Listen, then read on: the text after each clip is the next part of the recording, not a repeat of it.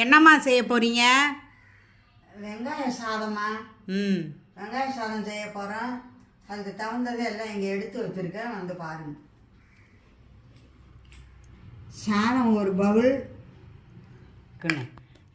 சொல்லுங்கள் சொல்லுங்கள். காஞ்ச மிளகாய் 4.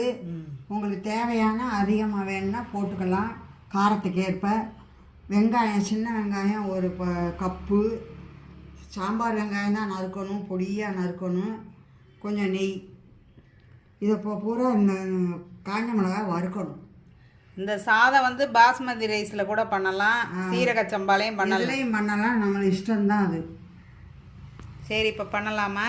சாதத்தை வேக வச்சு முதல்ல எடுத்துக்கணும். என்ன? ஆமாம், வேக வச்சு உதிரி உதிரியாக வச்சுக்கிறோம். உதிரி உதிரியாக நாங்கள் வச்சுருக்கோம். இந்த பாருங்க. சரி, இப்போ செய்ய ஆரம்பிக்கலாமா? கொஞ்சோண்டு எண்ணெய் ஊற்றணும். வறுக்கிற சிம்மிலையே வச்சு வறுக்கணும். இது ஒரு கப்பு சாதத்துக்கு 4 மிளகாய். உங்களுக்கு தேவைன்னா அதிகம் போட்டுக்கலாம், காரத்துக்கே இருப்பா.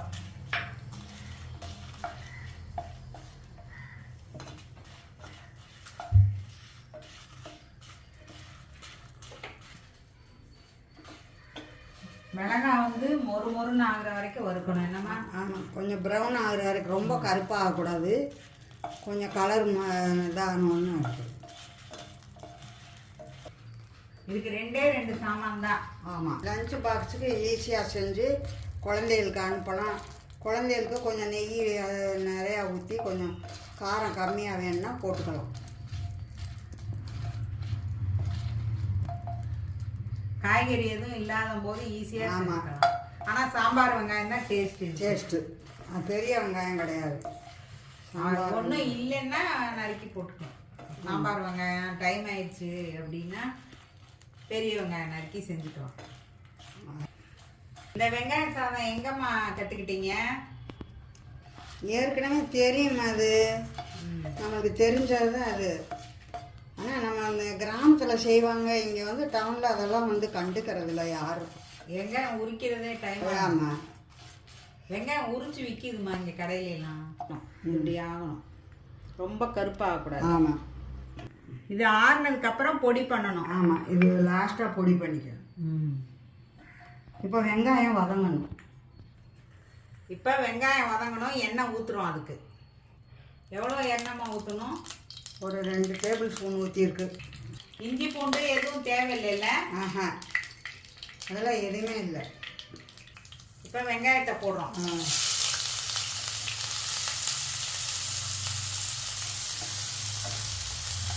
கொஞ்சம் அதோட நெய் ஊற்றிக்கலாம். ஒரு ஸ்பூன் நெய்.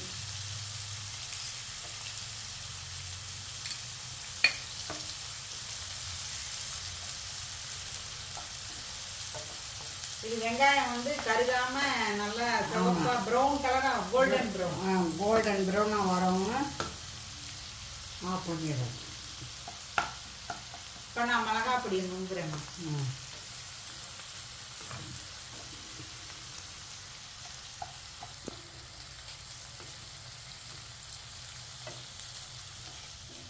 கொஞ்சம் கருவேப்பிலை போடுறோமா?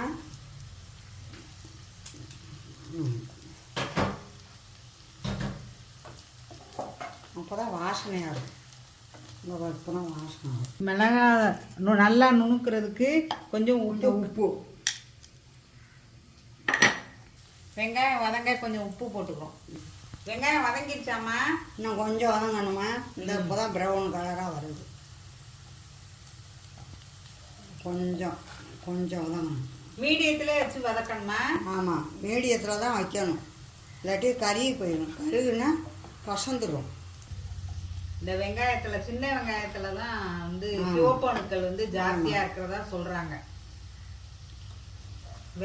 இது பெரிய வெங்காயத்தில் வந்து கம்மியாகவும் இதில் அதிகமாக இருக்கனால சின்ன வெங்காயம் யூஸ் பண்ண சொல்லி சொல்கிறாங்க இப்போல்லாம். ஆஃப் பண்ணிடவா? கொஞ்சம் இருக்கு. ஆஃப் பண்ணிடலாமா? ஆஃப் பண்ணி. இந்த பாருங்கள், பொன்னிறமாக அப்படி வரணும் வெங்காயம்.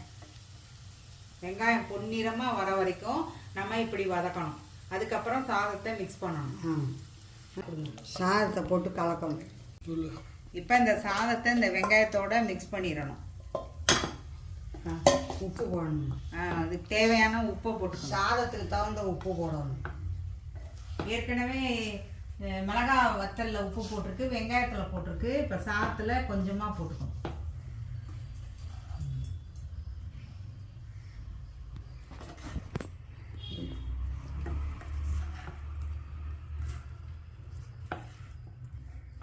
இப்போ மிளகாத்தூளை போட்டுருவோமா? அதையும் போட்டு கிண்டு உப்பு போட்டாச்சு. ஆமாம். மிளகாத்தூள். இப்போ மிளகாத்தூள் போடுறோம்.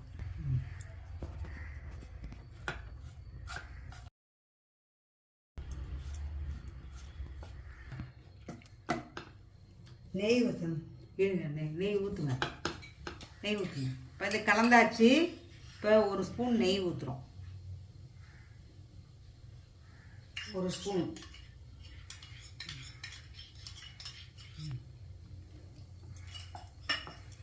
நெய் ஊற்றி கலந்து விட்டுறணும். அவ்வளோதான். சொல்லுங்கள். வெங்காய சாதம் இன்னைக்கு செஞ்சுருக்கு. ஏற்கனவே நான் எல்லாம் சொல்லியிருக்கேன் செய்முறையெல்லாம். அதுபடி நீங்கள் செஞ்சு எங்களுக்கு கமெண்ட் பண்ணுங்கள். லைக்கை தட்டி விடுங்க. லைக்கை தட்டுங்க. லைக்கே போட மாட்டேங்கிறீங்க எங்கள் வீடியோக்கெல்லாம். கொஞ்சோண்டு லெமனு, இது ஆப்ஷனல் தான். வேணும்னா புரிஞ்சுக்கோங்க, இல்லைன்னா வேண்டாம்.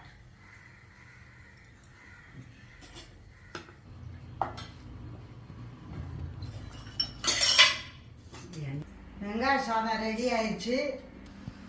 ஸ்ரீலக்ஷ்மி சேனல் லைக் பண்ணுங்கள், ஷேர் பண்ணுங்கள், சப்ஸ்கிரைப் பண்ணுங்கள்.